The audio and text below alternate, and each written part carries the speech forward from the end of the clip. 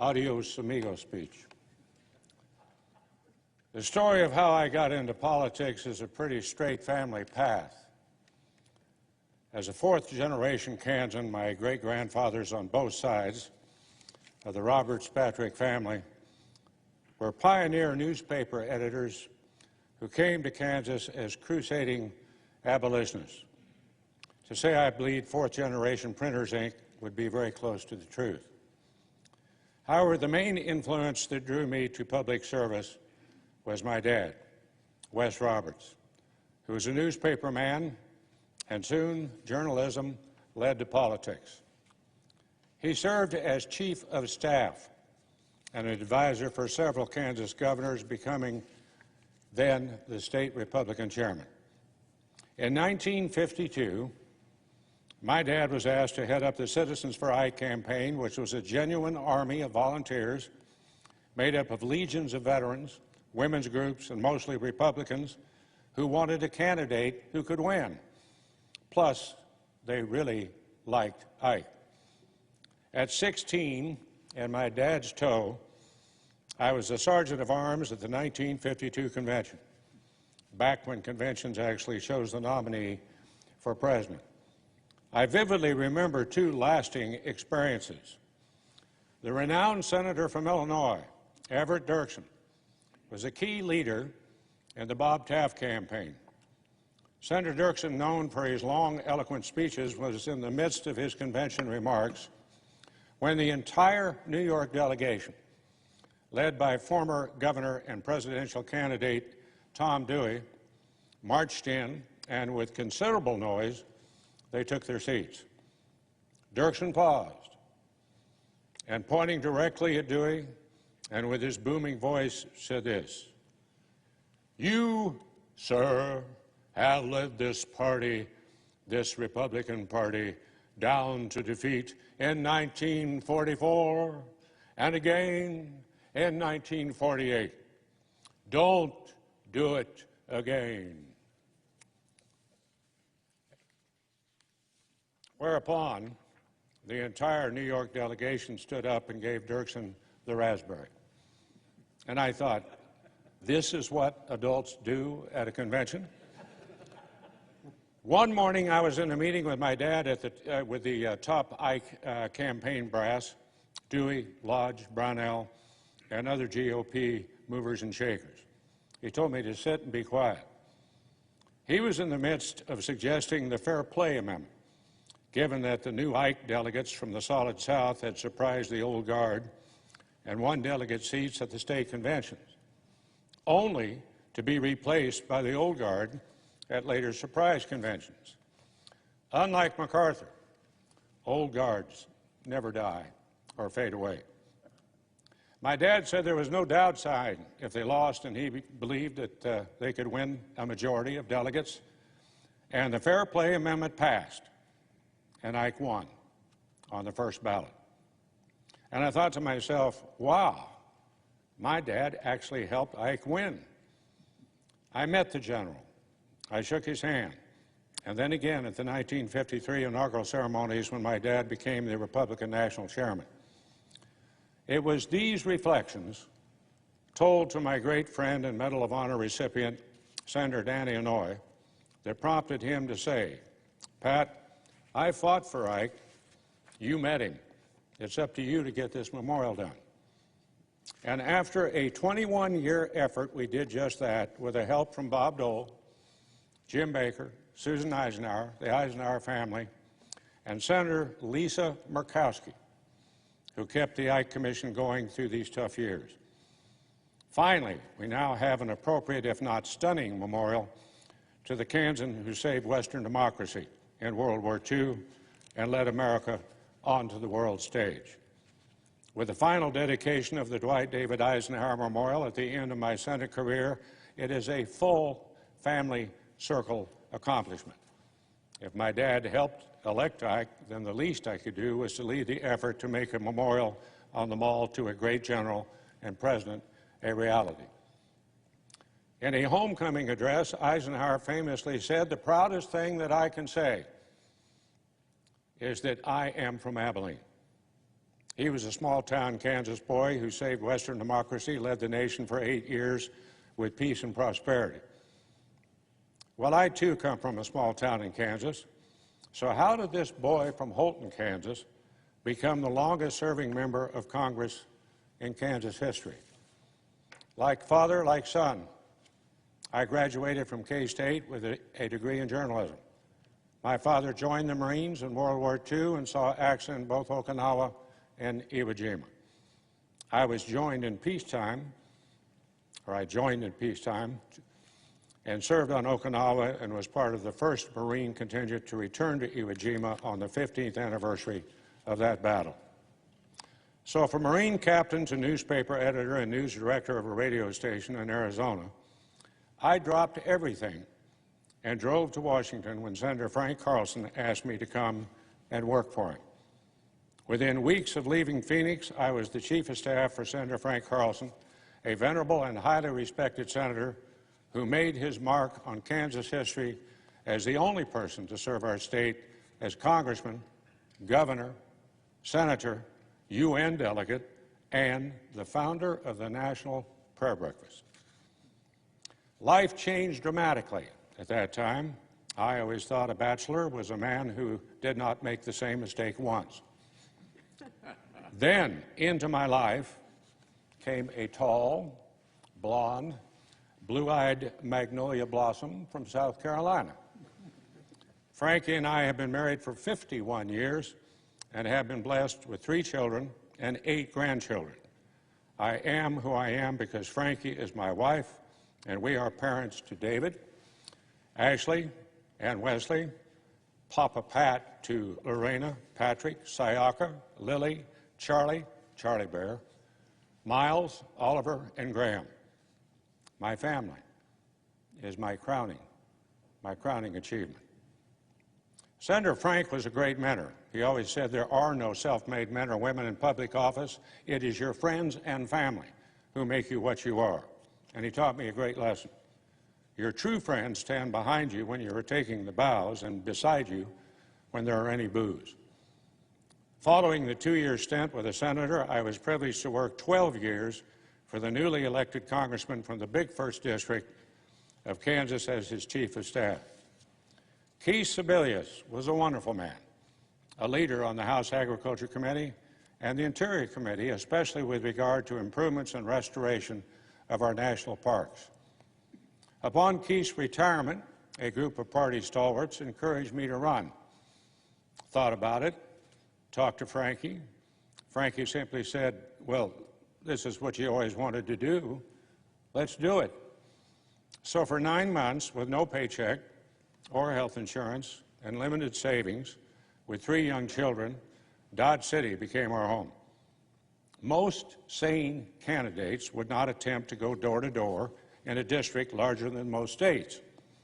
However, with a lot of help, we won a tough primary and a not-so-tough general election.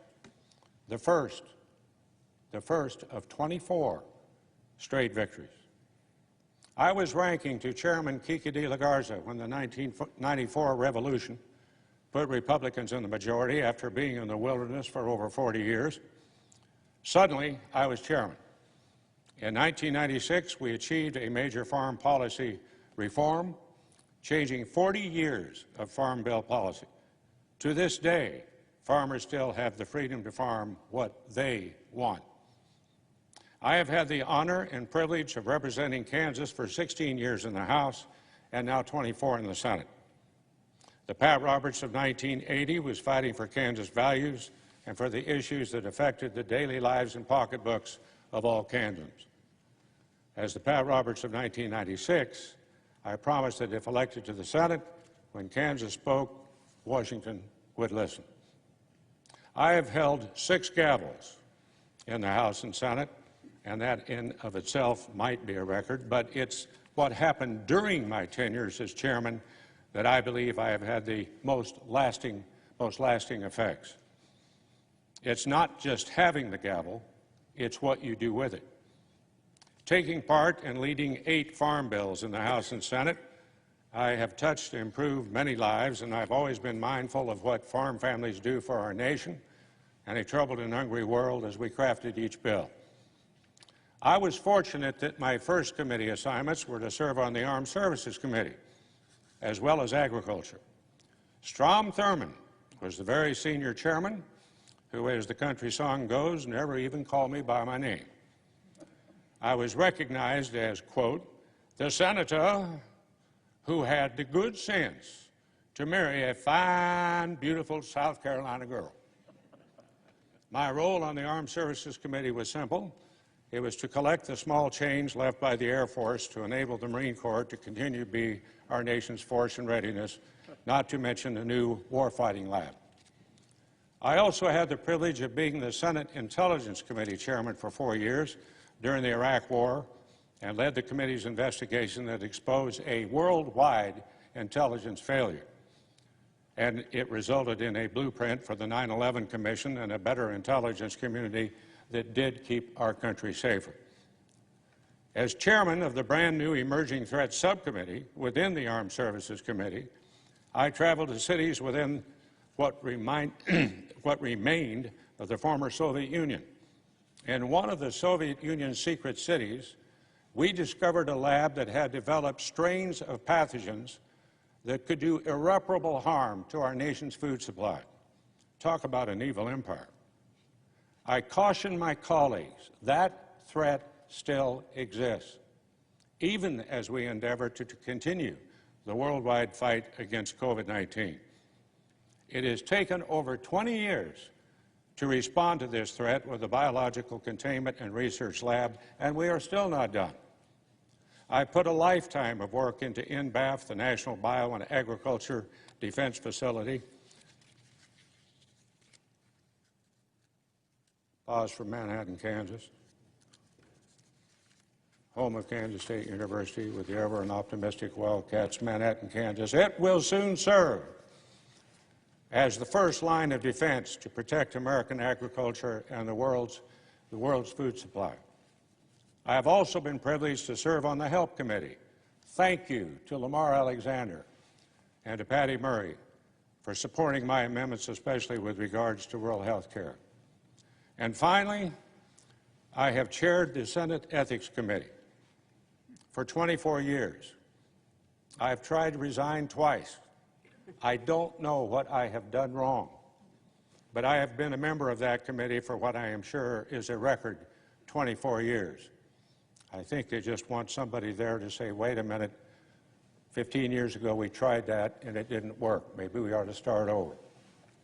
As I move out of my office, formerly a veritable museum of pictures, awards, and stuff that we all collect, all that remains are the barren beige walls full of memories and stories, all of which, of course, are classified. However, I still have my Marine Corps bumper sticker. To err is human. To forgive is divine. Neither is Marine Corps policy. Marines never give up. We take the hill, and the discipline and focus I learned in the Marine Corps never failed me in my toughest battles here in the Senate. Semper Fi, Dan. And still in the office, of course, a framed statement with the advice of LBJ, Lyndon Baines Johnson. Sometimes you just have to hunker down like a jackass in a hailstorm and just take it. On that note, if you want to avoid a hailstorm, get a good staff.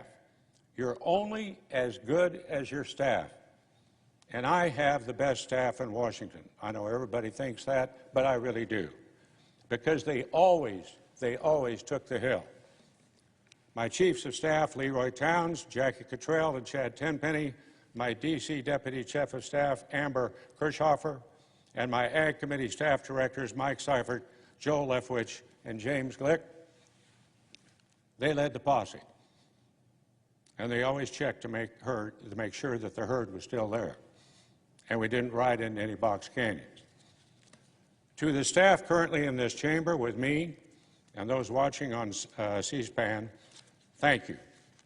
It has been an absolute privilege and an honor to have you call me boss. Always remember you are a family. I couldn't have asked for a more loyal and dedicated or talented staff. Now, to be a member of this United States Senate is a true privilege. A working family, it is the greatest deliberative body in the world. But today, as compared to when I first came to the Senate, it's the deliberative part that gives me great concern. I regret the loss of comedy, the ability to work together, or just to get along. Sadly, gridlock appears to be the new normal. However, it doesn't have to be this way. I am very proud. I have had the privilege of being chairman of a committee that does get along, and we do get things done, the Senate Agriculture Committee. And it's really not that hard. First, we represent the best of our nation, farmers, ranchers, growers, and the entire food value chain. We know that we have a collective job to do in their behalf, and we do just that. Second, we convene in a small hearing room in pre-COVID times, right across the table from each other. Third, for the most part, we actually know one another. I used to be the ranking Republican when Senator Stabenow was the chairperson. We worked together on the 214 Farm Bill. In 218, this wasn't our first rodeo. We knew, regardless of what each of us wanted, passing a farm bill was paramount. We had an agreement. No surprises, no press the other one did not know about, and we held hearings together all over the country. I went to the campus of Michigan State and wore green and white. Deborah came to Kansas State and wore purple. We not only agreed to work together, we gave staff marching orders to do the same. We also became friends. I protected her, she protected me in conference, and we got 87 votes, setting a record for a farm bill. Standing right there now where our leader is now sitting. I was trying for 90. He said, "What do you want?" I said, "I want justice." He said, "No, you want blood." Now, ordinarily, we do not vote alike, Senator Stabenow and myself, but we remain friends. And that's the way it should be. Friendship and comedy is the norm for the Ag Committee. It could be for the whole Senate. And though things in this great country are rocky, I have a news flash. These really are not the worst of times. When I first came to Washington in early 1967, our nation experienced the tragedy of the assassination of Dr. Martin Luther King. Within hours, Washington was on fire. Marines on the Capitol steps with sandbags, automatic weapons with live ammunition. Advised to leave the Beltway, I mistakenly thought I could get to my parents' apartment house. This was BF before Frankie. I wanted to take the Rock Creek Parkway. No traffic was moving, tear gas in the air, random gunshots. I decided to jump the curb and drive on the sidewalks and eventually on the mall itself. I was in a little Volkswagen. The police told me the parkway was closed. When they focused on the next drivers, I jumped the curb and I took off on the parkway. As bad as that period of time was, it was not as bad as the military march on thousands of World War I veterans demonstrating on the mall and setting up camp in the mid-1930s and demanding bonuses. President Hoover ordered them removed by the military, led by none other than Douglas MacArthur, complete with a tank, horse cavalry with swords, and armed troops. The bonus vets were quickly dispersed and rounded up. Fast forward, the 1968 Chicago riots, Kent State, the horrible shooting of students by untrained guardsmen. Senator Bobby Kennedy, running for president, only to suffer the same fate as his brother. And then came Watergate. Those days were tough. It was almost impossible not to face the bitter splits over our political parties and even families. So today we are in the midst of a worldwide pandemic, and even that has fallen into politics. But it doesn't have to be. At home, Kansas has been dealt its fair share of hardships, but in Kansas, as Jerry Moran knows, we don't let disasters define us. We grab our bootstraps and get to work. That is our normal. Jerry will remember multiple prairie fires that have ravaged Kansas farms and ranches. The Anderson Creek fire in 2016, the Starbuck fire in 2017. Folks, these flames are 60 feet high and move at 60 miles an hour. Those folks have learned to adapt and build back with the help of USDA disaster programs. Then we had the tale of Treese, Kansas, once a boom town turned toxic waste dump. It was an extremely unsafe and unhealthy place for folks to live. We worked with the Obama administration and its EPA. I mean, really. No less, we relocated them to safer places, literally, and greener pastures, because working across party lines is what we do in Kansas. And let's not forget about the EF tornado in 2007 that completely destroyed, wiped out the community of Greensburg, Kansas. I immediately called President Bush. He was up at Camp David. And I called from a McDonald's in the next town and asked for help. When I hung up, there were 25 people gathered around me listening. One old-timer in his bib overalls said to me, "Pat, was that the President of the United States?" I said, "You bet." He turned to his wife and said, "Mother, I told you Pat was talking to the President and we'd get help." And FEMA was there the next day. In a FEMA-issued tent, I talked to the graduating senior class whose school and homes were but a pile of debris and told them, "You are the class of hope and destiny." The following year, President George W. Bush spoke at graduation in Greensburg. The size of that audience matched the size of hope that Kansans had for their future and the rebuilding of their lives. I am reminded of the optimism of those speeches and the optimism that I have for our country. We endured these hardships. We came out the other side. We did it by changing the old normal and creating a new normal. Here in the Senate, only we can decide what our new normal is, and we ought to get to know one another. We don't know one another. We don't have to let the apparent gravitational pull of more and more politics and pursuit of power to change what our founders gave us, the creation of a nation of liberty and freedom, the envy of the world, and to literally move the United States Senate from the moorings of its historic and great past to simply be a rubber stamp for radical change. The beauty is that we can decide what our normal is. We don't have to let circumstances dictate our future. Let us once again become a body of respect, humility, cooperation, achievement, and yes, friendship. That can and should be our new normal. The entire country could use a little bit of what we say in Kansas, ad aspera per aspera, to the stars through difficulty. So as my time in the Senate draws to a close, I have done my best to improve the lives of Kansans and all Americans. For decades, to accomplish big and small things so that this generation and future generations might live and achieve the American dream. To Kansas, I say a humble thank you. Thank you for the privilege of representing you in this great body. To my colleagues, thank you for fighting on behalf of our great nation and alongside me to preserve this chamber. It has been such a privilege. So as I ride off into the sunset to create a new normal for Frank and me, I will be cheering for the Senate to rebuild the bridges of comedy that will create a new normal. My colleagues, my time is up. Thank you for yours. I yield the floor.